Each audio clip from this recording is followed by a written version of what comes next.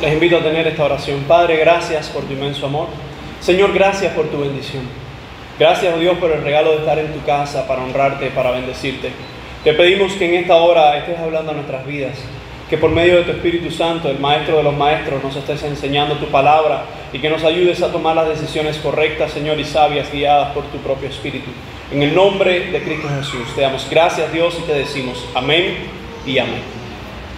Continuando con la serie de estudios o predicaciones que hemos venido desarrollando de algunos domingos para acá, el tema general ha sido amando a la manera de Dios. Estuvimos hablando en un primer tiempo amando al hermano a la manera de Dios. En una segunda parte, que fue el domingo anterior, estuvimos hablando amando a los enemigos a la manera de Dios. Y hoy queremos hablar bajo el título amando a la pareja a la manera de Dios, ¿verdad? Y buscando Efesios 5, capítulo 5, versículo 21. Vamos a leer ahí la palabra de nuestro Dios. Efesios 5, 21 al 33, dice de esta manera: someteos unos a otros en el temor de Dios. Las casadas estén sujetas a sus propios maridos como al Señor, porque el marido es cabeza de la mujer, así como Cristo es cabeza de la iglesia, la cual es su cuerpo y Él es su Salvador. Así que como la iglesia está sujeta a Cristo, así también las casadas lo estén a sus maridos en todo. Maridos, amad a vuestras mujeres, así como Cristo amó a la iglesia y se entregó a sí mismo por ella, para santificarla, habiéndola purificado en el lavamiento del agua por la palabra, a fin de presentársela a sí mismo una iglesia gloriosa, que no tuviese mancha, ni arruga, ni cosa semejante, sino que fuese santa y sin mancha. Así también los maridos deben amar a sus mujeres como a sus mismos cuerpos. El que ama a su mujer, a sí mismo se ama. Porque nadie aborreció jamás a su propia carne, sino que la sustenta y la cuida, como también Cristo a la iglesia. Porque somos miembros de su cuerpo, de su carne y de sus huesos. Por esto dejará el hombre a su padre y a su madre, y se unirá a su mujer, y los dos serán una sola carne. Grande es este misterio, mas yo digo esto respecto de Cristo y de la iglesia. Por lo demás, cada uno de vosotros ame también a su mujer como a sí mismo, y la mujer respete a su marido. Cuando nosotros estamos leyendo este texto, yo creo que ya en otras ocasiones nosotros hemos estudiado este pasaje, lo hemos escuchado, lo hemos leído, lo hemos estudiado de diferentes áreas, pero amar a la pareja a la manera de Dios es todo lo contrario a lo que este mundo hoy está enseñando o este mundo hoy está desarrollando. Es alarmante cómo se desarrollan cada vez más, ¿verdad? Los números, cómo crecen los números de divorcio, tanto en el evangelio, los creyentes como no creyentes. Hace algunos años se hablaban de las estadísticas de nuestro país. En Cuba se decía que allá por el 2010, una estadística que alguien desarrolló o investigó, y era que cada 10 matrimonios, 6 terminaban en divorcio. Y el peligro de esto es que también en la iglesia esto se está desarrollando. Vemos cómo los números crecen, personas que una vez prometieron amarse hasta que la muerte los separara, cuando llegaron los conflictos o diferentes situaciones, determinaron, ¿verdad?, aquel pacto que hicieron ante Dios. Quiero mencionar 6 razones por cuales los matrimonios se destruyen. Estas 6 razones son sacadas del libro o citadas del libro Dos haciéndose uno, de los autores Don y Sally Meredith. Estos autores, ese es un matrimonio que ellos han por muchos años trabajado con los matrimonios, ¿verdad? Y a la vez han enfrentado a la triste realidad de tener que aconsejar a personas que se han divorciado. Y cuando ellos hablan en su libro sobre razones que hacen que los matrimonios, ¿verdad?, se destruyan, ellos mencionan 6, y quiero hablarles rápidamente, mencionarlas, estas 6 razones. La número 1 es orígenes, hogares y entornos distintos. Muchas personas destruyen sus matrimonios ya que vienen de sus orígenes o sus entornos son distintos, y el problema está cuando alguien llega al matrimonio y quiere implantar la forma de vida que trae o quiere implantar sus costumbres y no está dispuesto a sacrificar, ¿verdad?, sus costumbres por acaparar o tomar las costumbres de la pareja. Así que esta es una de las razones por las cuales muchos matrimonios llegan a la destrucción. Otra de las razones es la engañosa relación 50%. Algunos han hablado de cómo la pareja debe dar un 50% cada uno. Tú haces tu parte y yo hago la mía. Y eso suena hasta interesante. El único problema es que eso no funciona. Porque según la Biblia, no es 50-50 lo que usted debe hacer. Tanto es así, hermano, que cuando algunos han querido aplicar esa forma de vida al matrimonio, tú vas a hacer la tuya y yo voy a hacer la mía. ¿Sabes la mayoría de las veces en qué terminan? Que la persona no está midiendo la parte que le toca, sino está evaluando si la pareja está haciendo la otra parte.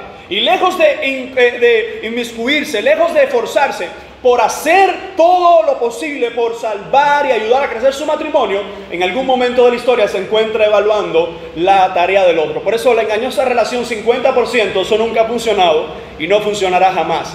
Otra de las causas por la que o razones por las que los matrimonios fracasan es el egoísmo. Ese sentimiento que está en cada corazón humano, donde la persona, más que pensar en el cónyuge, más que pensar en la pareja, de saber cómo amarle, cómo mostrar ese amor, cómo cuidarle, cómo protegerle, la persona llega al matrimonio o busca a la pareja solamente pensando en cómo va a ser satisfecho, en cómo va a ser suplida su necesidad. Y muchos andan buscando en el matrimonio o antes de entrar al matrimonio, ¿qué me puede dar ella? ¿Cómo me va a tratar ella? ¿O cómo va a ser él conmigo? El egoísmo es una de las cosas que más está destruyendo los matrimonios hoy, donde las personas solamente están pensando en que yo me siento herido, yo me siento engañado, yo me siento mal, yo me siento y bajo el yo. Ese yoísmo, ese egoísmo que tiene la humanidad hoy, muchos matrimonios continúan fracasando. Cuarta razón por la que los matrimonios fracasan: incapacidad con tratar las pruebas de la vida. Incapacidad con tratar con las pruebas de la vida. ¿Qué nos dice esto? Muchos piensan que en el matrimonio va a haber problemas. Y es verdad. Pero el verdadero problema es cuando entramos al matrimonio y nos damos cuenta, no es que van a haber problemas, es que hay problemas de continuo. Y algunos piensan que las pruebas en el matrimonio, ¿verdad? Llega el momento donde uno dice, nada, las pruebas a nosotros no nos van a afectar. Pero cuando es una prueba y después otra y después otra y así sucesivamente otra y otra, muchos matrimonios llegan al momento donde dicen, no, ya esto es insoportable, ya aquí se acabó todo, ya aquí es mejor abandonar. Y la incapacidad con tratar con las pruebas de la vida es otra de las causas la que llevan a muchos matrimonios a fracasar. La quinta razón por la que los matrimonios fracasan, según este libro, es una visión fantasiosa del amor. Y esta es una de las que los jóvenes son más víctimas que nadie. Visión fantasiosa del amor. ¿Qué es esa visión fantasiosa del amor? Si usted va a la mayoría de las películas en Hollywood y en muchas de estas cadenas, ¿verdad?, de productoras inmensas de películas, ¿cuál es el concepto de amor que ahí se encuentra? La mayoría de esas películas no comienzan en el matrimonio, del matrimonio en adelante, es decir, de un pacto que hay en el matrimonio, de la familia, cómo pelear. La mayoría de esas películas románticas es de cómo un muchacho y una muchacha, ¿verdad?, llegan al romance y llegan a consumar el matrimonio, y muchos de ellos ni llegan a una boda. Estoy hablando de la mayoría de las películas de Hollywood. Y todas ellas están basadas en una hermosa historia donde hay locuras, donde hay imaginaciones, donde la muchacha sorprende al muchacho, donde el muchacho la sorprende. Y todo es arcoíris, estrellas, hay conflictos, hay celos, pero vuelven a reconciliarse. Y el problema con una visión fantasiosa del amor es que el mayor conflicto del amor que promueve el mundo es que no es el amor que está basado en los principios de Dios. Tanto es así que muchos han basado esa visión fantasiosa del amor en cómo me siento. Y escuche, si usted está en el matrimonio pensando en cómo se va a sentir, a la corta o a la larga, usted terminará pensando en cómo terminar ese matrimonio. ¿Sabes por qué? Porque llegarán los días donde tú sentirás cualquier cosa menos deseos de seguir casado. Llegarán los días, incluso nosotros lo podemos experimentar, que cuando hay un conflicto en el matrimonio, por tu mente pasan cada imaginaciones o cada pensamiento, y ninguno de ellos tiene que ver con te voy a seguir amando, qué bueno es estar casado. La mayoría de las veces cuando hay conflicto, lo menos que uno siente en el corazón es deseo de seguir peleando, es deseo de seguir batallando por el matrimonio cual tú prometiste ser fiel a Dios. ¿Y qué nos enseña eso? Que el mundo nos ha dado una falsa imagen de lo que es el amor. El amor es mucho más que un sentimiento, y evidentemente eso lo vamos a tratar más adelante en la exposición bíblica. Así que la sexta razón por las que los matrimonios fracasan. Hay muchas, pero estas son las 6 básicas que promueven estos autores, que a mi entender son muy centrados. Dice, falta de una relación vital con Jesucristo. Yo creo que aquí está la clave de cualquier conflicto matrimonial y cualquier situación crítica que pueda enfrentar un matrimonio. Y es la falta de una relación vital con el mismo Jesucristo. Me decía un hermano hace algunos años de otra iglesia, él tenía un conflicto con su esposa y estaban como que separándose, y él se acercó a mí por afinidad conmigo y me dijo, pastor, me estoy separando de mi esposa, y me empieza a explicar por esto, porque ella esto, y a mí lo que me llama la atención es que él en un momento de su conversación me dice, pero ella es una sierva del Señor. Me subí una cosa así, le dije, mira hermano, esperé como consejero que él dijera todo lo que tenía que decir, pero le dije, hermano, usted me va a disculpar, pero su mujer no es una sierva del Señor. Pastor, ¿cómo usted va a decir eso? Si ella es la presidenta de evangelismo de la iglesia, la que trabaja con las damas, la de la alabanza, está todos los días en ayunos, en oraciones, no se pierde ninguna actividad de la iglesia. Le dije, su esposa no es una sierva de Jesucristo. La sierva de Jesucristo hace todas esas cosas, pero vive el evangelio en su hogar, ama a su esposo, respeta a su esposo, le da amor a su esposo, sacrifica, ¿verdad?, todos aquellos estándares que el mundo ofrece, y ella no lo está cumpliendo y dice, pastor, es que no lo había visto de esa forma. No, es que siervo de Jesucristo no es todo lo que tú haces por Jesucristo, sino es como tú vives para Cristo. Porque tú no puedes ser una persona en la iglesia y otra persona en la casa. Así que creo que la falta de relación vital con Jesucristo es una de las mayores herramientas que hace que los matrimonios fracasen. Cuando hay un cónyuge, cuando hay una persona, imagínense si son las dos, que en la pareja están mal con Jesucristo, no puede haber allí bendición, no puede haber allí una respuesta de vamos a seguir. Es cierto que esto no da más humanamente, pero con Cristo vamos a solucionarlo. No hay madurez cristiana, no hay un compromiso con Cristo, y siempre uno de los dos va a terminar haciendo algo desagradable delante del Señor. Así que estas son 6 razones básicas de por qué los matrimonios pueden llegar a fracasar. Y me gustaría ahora hablar rápidamente podamos ver el tratamiento bíblico que el Señor da al matrimonio, para así nosotros vivir amando a la pareja a la manera de Dios. En primer lugar, el verso 21 nos va a hablar de una introducción general. ¿Cuál es esa introducción general? Someteos unos a otros en el temor de Dios. Fíjense cómo el texto, el mismo Pablo, antes de introducirse a la relación del hombre y la mujer, él habla de cuál es el principio para todo creyente. Dice, someteos los unos a los otros en el temor de Dios. La primera palabra, someterse, es una palabra clave para toda relación humana. Y es que el hombre, lo menos que quiere hacer el hombre en la sociedad es someterse. Por eso es que tenemos tantas canciones como Yo soy rebelde porque el mundo me dice así. Hay un grupo incluso de música de jóvenes, uno de ellos que se llama Rebelde. Así tenemos tantas cosas donde es, si no te conformas con lo que hay a tu alrededor, rebélate, sé rebelde, porque ser rebelde es una buena opción. Ser rebelde te hace diferente. Y eso no es más que una estratagema del mismo Satanás para enseñar a las personas a no ser humildes, a no ser sometidos, a no ser personas, ¿verdad? E incluso cuando yo solo digo a no ser sometidos, es como uno dice, no, pastor, no, yo no me someto a nadie, solo me someto a Dios. Bueno, es el mismo Dios que enseña a ser sumiso, que es una palabra bíblica, aunque el mundo la ha tomado y la ha cambiado. Ser sumiso es un argumento bíblico que el Señor nos enseña como hijos de Dios. Si usted lee el capítulo 5 de Efesios, el capítulo 6, usted se va a dar cuenta que esos 2 capítulos están hablando de someterse. De hecho, si puede leer del capítulo 5, del 21 al 33, habla de la sujeción en el matrimonio. Si lee después el capítulo 6, del 1 al 4, habla de la sujeción a los amos. De los versos más adelante, habla de la sujeción a los padres. Es decir, que cuando vemos capítulo 5 y capítulo 6, menciona la sujeción en la casa, ¿verdad? En la relación del hombre y la mujer. Después nos habla de la sujeción de los hijos a los padres, la sujeción de los esclavos a los amos, ¿verdad? Y lo que está enseñando el Señor es someterse a Dios es una de las respuestas que el hombre que quiera agradar a Dios tiene que entender en su vida. Que tú y yo estamos bajo autoridad, bajo una autoridad divina, pero también bajo autoridades humanas. Los padres son autoridades.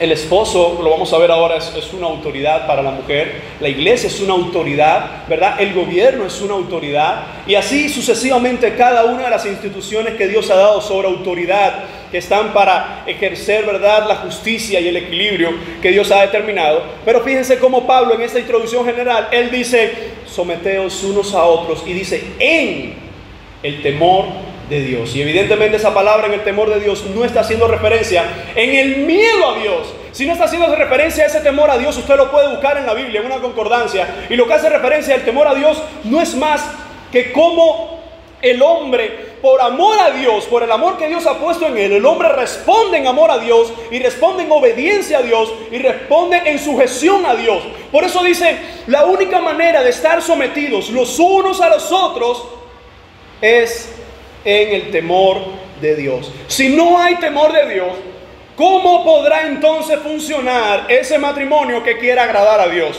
Así que después de ver la primera parte de cómo Pablo nos dice, someteos los unos a los otros, es decir, no sean arrogantes unos con otros, entiendan que hay autoridades de los unos por encima de los otros, y sobre todas esas autoridades hay una autoridad mayor, que es el mismo Dios que nos está enseñando cómo debemos someternos.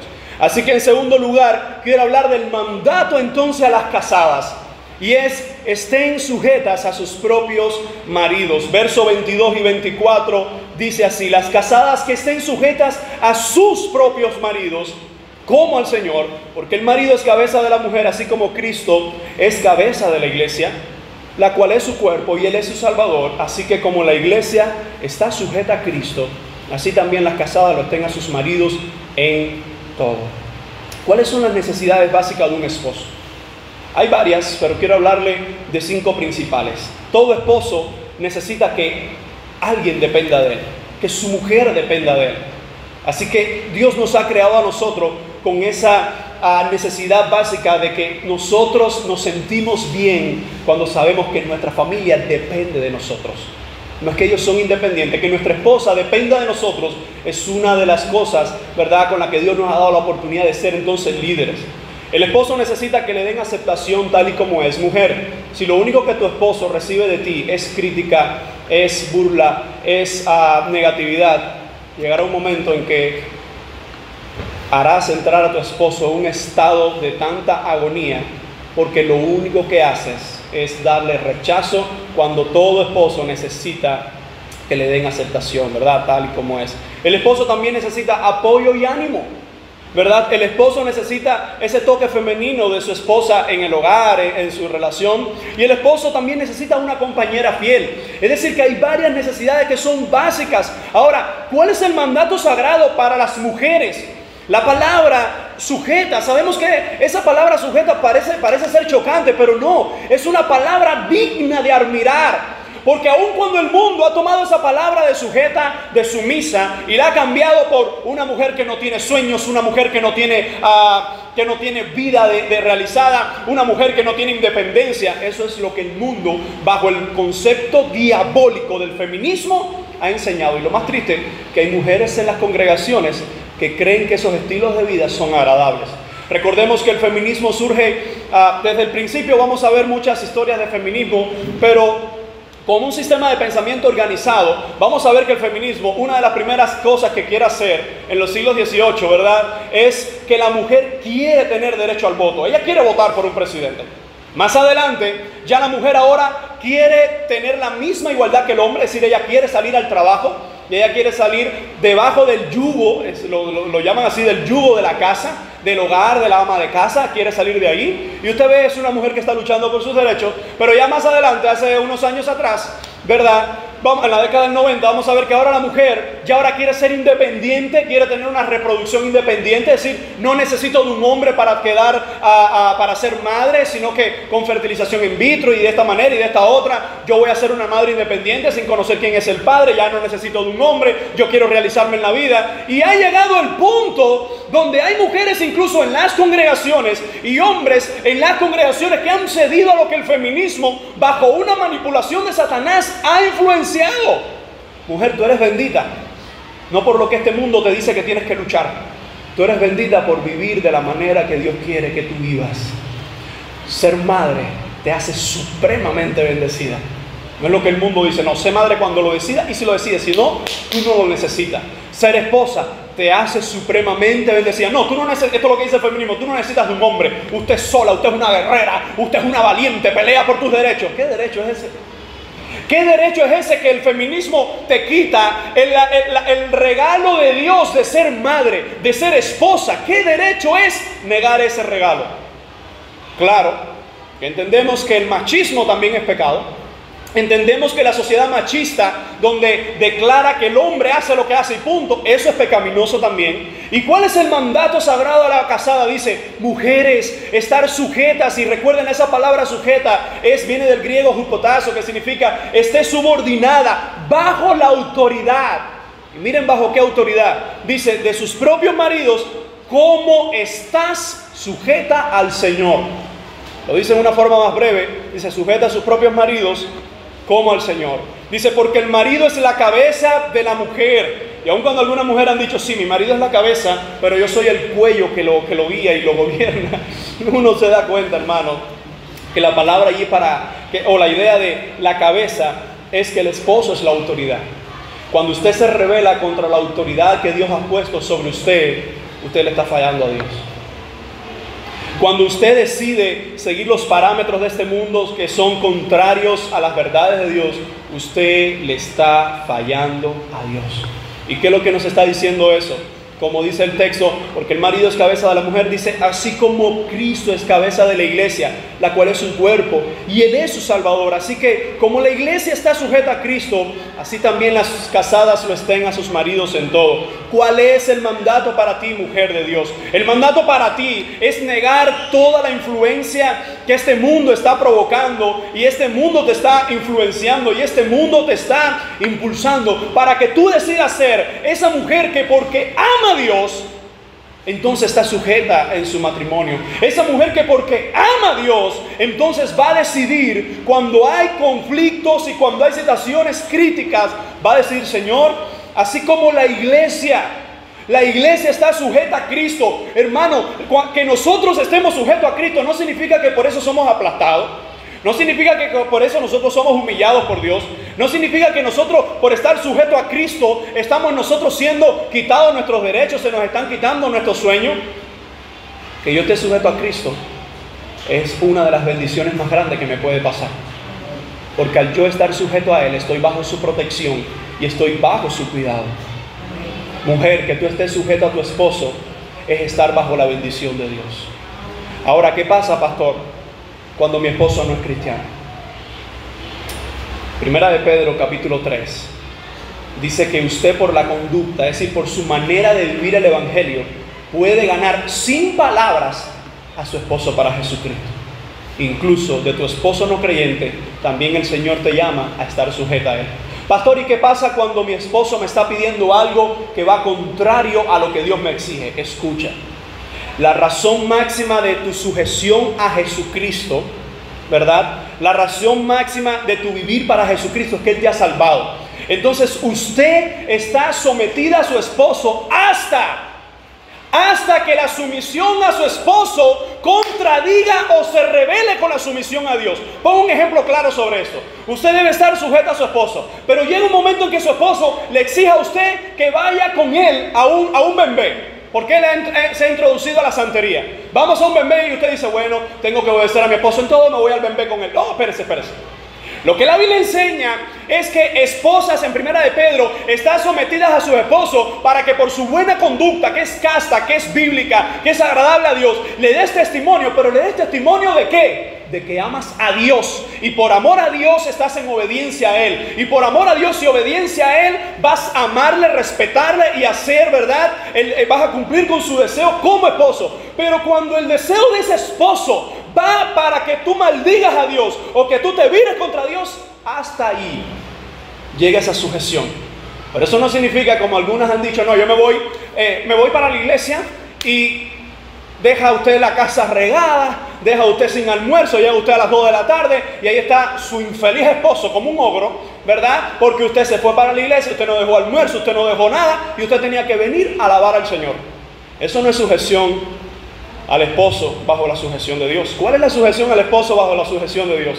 Es que usted se va a levantar 3-4 horas antes, va a dejar su almuercito hecho, sus cositas preparadas, usted viene para darle su tiempo a Dios y usted va a regresar y en ocasiones tendrás que quedarte en casa porque se ha presentado algún conflicto donde tú tienes que mostrarle a tu esposo, incluso quedándote en tu casa, que tú eres una esposa obediente.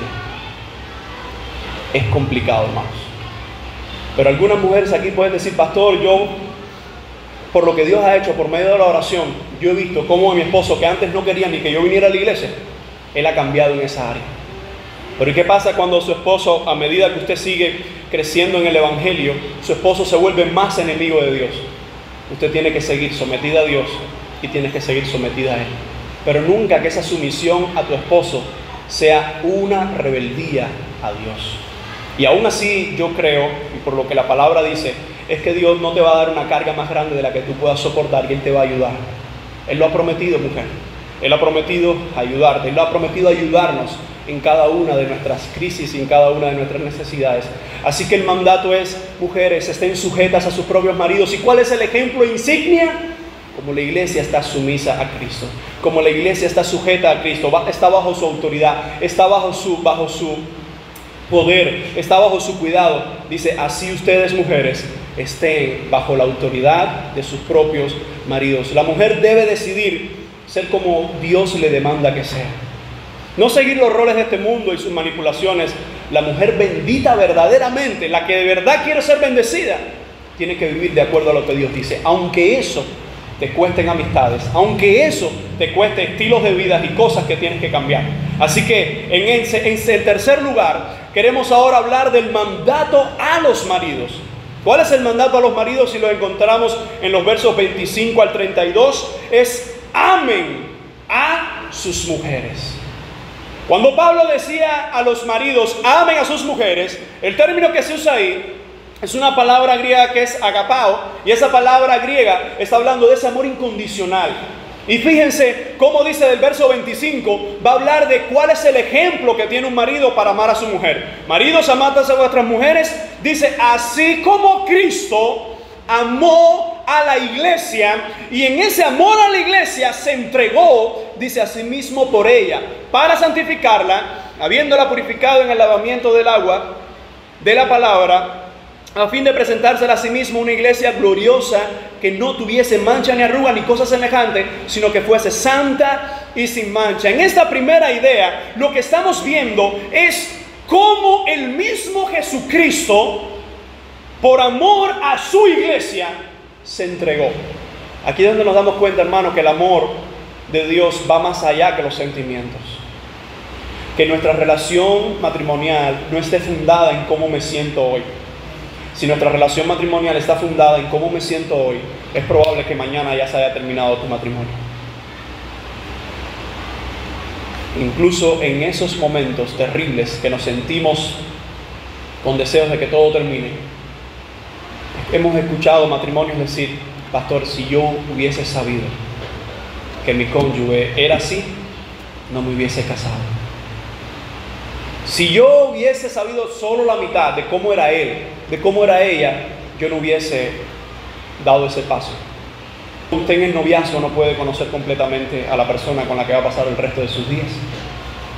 Por eso que cuando uno pasa al pacto del matrimonio, la Biblia no se detiene a darnos grandes explicaciones del noviazgo. Y eso no significa que el noviazgo no sea importante. La Biblia se detiene a dar sus mayores argumentos al matrimonio, para enseñarnos a nosotros de cuán importante es este paso y este compromiso delante de Dios. Y dice: hombres, ¿cuál es el mandato que tú tienes para tu mujer? Dice: ámala. Y no te manda a que lo sientas, te manda a que lo decidas y a que lo actúes. Por eso es una vez más que nos está diciendo que el amor de Dios va más allá de los sentimientos y son toma de decisiones. ¿Cuáles son las necesidades básicas de una esposa? Número 1, la esposa necesita comprensión. ¿Cuántas esposas han dicho: es que él no me comprende? Es que lleva ya tantos años conmigo y él no me entiende. ¿Alguna vez su esposa le ha dicho eso? Es que tú no me entiendes a mí.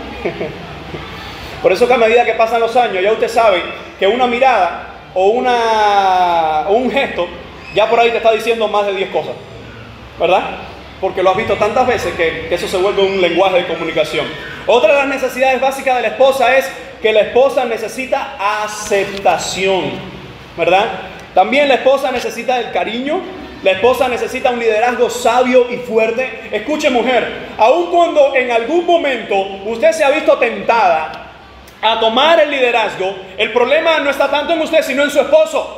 Esposo, usted no puede permitir que sea la mujer la que tome el liderazgo del hogar. Escuche, mujer, aun cuando usted lleve más años en el evangelio y tenga más experiencia en los misterios de Dios y en las verdades de Dios que su esposo, usted está llamada a ser liderada por su esposo. Y usted, esposo, usted y yo estamos llamados a liderar nuestros hogares, pero no como dictadores, no como abusadores, no como machistas rebeldes que dicen: Dios me ha dado la autoridad y aquí se hace lo que diga yo. No es eso, aun cuando en ocasiones hemos tenido que luchar con esos estilos de vida.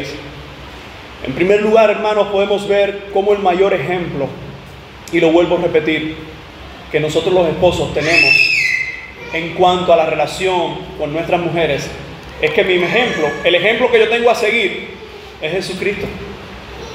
Tú puedes pensar cómo fue desarrollado ese amor de Jesucristo por su iglesia. Cuando Pablo, por allá por Romanos 8, dice: ni la muerte, ni la vida, ni ángeles, ni principados, ni potestades, ni lo presente, ni lo futuro, ni lo porvenir, ninguna cosa creada nos podrá separar del amor que es en Dios, ¿verdad? En Cristo Jesús. ¿Qué es lo que nos está diciendo eso? Que el amor de Dios por nosotros no se basó en lo que nosotros podíamos pensar, en lo que nosotros podíamos hacer o en lo que nosotros podíamos decir. Fue un amor sin condiciones, un amor incondicional. Él decidió mostrar su amor a la humanidad, y cuando la humanidad, ¿verdad?, por la obra del Espíritu Santo responde en fe, usted se da cuenta que somos salvos por su gracia. ¿Y qué es lo que nos dice eso? Que cuando Pablo va a hablar del matrimonio, él dice: como ustedes tienen el ejemplo de Cristo amando a la iglesia, ¿qué hizo Cristo por la iglesia? Por amor, entregó su propia vida. Y a veces nosotros lo que tenemos deseo es que por amor quitarle la vida a la mujer. Pero no podemos darle satisfacción a todo lo que nuestros deseos quisieran, porque ellas también en muchos momentos tienen deseos también de mandarnos con el Señor. Pero hermano, el amor de Cristo por ti mismo, ¿cómo es el amor de Cristo por ti? Y dice: asimismo debemos amar nosotros los hombres a nuestras mujeres. Y la segunda idea que vemos en los versos 28 al 32 es que Pablo le dice a los maridos que deben amar a sus mujeres como a sus mismos cuerpos, y expresa este gran misterio que dice: por esto dejará el hombre a su padre y a su madre. ¿Por qué a veces hay tanto conflicto en la familia cuando el esposo y la esposa viven con mamá y papá? Porque mamá y papá no entienden que ellos ya no son responsables de su hija que se casó o de su hijo que se casó. A veces mamá y papá, y estamos hablando de un mamá y papá cristiano, porque cuando él no es cristiano, ¿qué le vas a demandar? Estamos hablando que a veces hay una mamá y un papá cristiano ahí que no entienden que ahora sus hijos que están casados, ellos tienen que resolver sus conflictos con el Señor. Ellos tienen que enfrentar sus problemas con el Señor. Y fíjense cómo dijo Pablo: por esto dejará el hombre a su padre y a su madre. No es que lo abandonará y no se preocupará más por ello, sino es que va a romper esos lazos de autodependencia que tenía cuando estaba soltero. Y ahora dice: y se unirá a su mujer, y los dos serán una sola carne. El misterio del matrimonio no es solo que el hombre y la mujer se vuelven una sola carne en el acto sexual. No es ese. El misterio del matrimonio es que cuando el hombre rompe con todas relaciones sentimentales y de dependencia de los padres o de otros entes, ahora pasa a ser uno con su pareja. Y eso solo puede ocurrir, ¿verdad? Como el mismo mandato del Señor lo establece. Dice: y se unirá a su mujer. Ahí la palabra griega para unirá es una palabra interesante que es proskolao. Si usted la busca, esa palabra en un diccionario lo que significa es pegar con cola, pegar con cemento. Pero es pegar de tal manera que cuando usted toma dos objetos y los pega, y después quiere zafarlos, uno de los dos se rompe, o en ocasiones hasta los dos se rompen. Eso es lo que pasa cuando llega el divorcio. Eso es lo que pasa cuando una familia se destruye. Que aun cuando sabemos que Dios restaura, aun cuando sabemos que Dios perdona, siempre en esa ruptura hay corazones heridos, hay hijos que crecerán sin sus padres, hay familias que terminarán enemistadas y hay tantas cosas que esto pudiera atraer. El marido debe dejar a un lado todos los estilos de conductas que este mundo promueve. Y aun cuando en ocasiones tú en tus decisiones mismas quisieras terminarlo todo, por amor a Cristo. ¿Cuántas veces, si hubiese dependido de nosotros, ya nosotros hoy no estuviéramos en el Evangelio? Pero Cristo en su inmenso amor, una vez más nos ha llamado. Usted y yo le fallamos y Él viene de nuevo a levantarnos. ¿Usted se da cuenta de cuán inmenso e increíble es ese amor de Dios? Así que hermanos, en medio de los dolores más grandes de la vida, en medio de las situaciones más conflictivas, en medio de la crisis más grande, nos queda Cristo. Y mientras quede a Cristo, hay esperanza. Tanto el hombre como la mujer tenemos el llamado de mostrar el amor y la relación de la iglesia y Jesucristo. Y por último, vamos a ver las conclusiones generales en el versículo 33, donde dice: por lo demás, cada uno de vosotros ame también a su mujer como a sí mismo, y la mujer respete a su marido. Es interesante que Pablo, después de haber explicado en varios versículos cómo debe la mujer estar sujeta y cómo debe el esposo amar a su mujer, él termina con un breve resumen.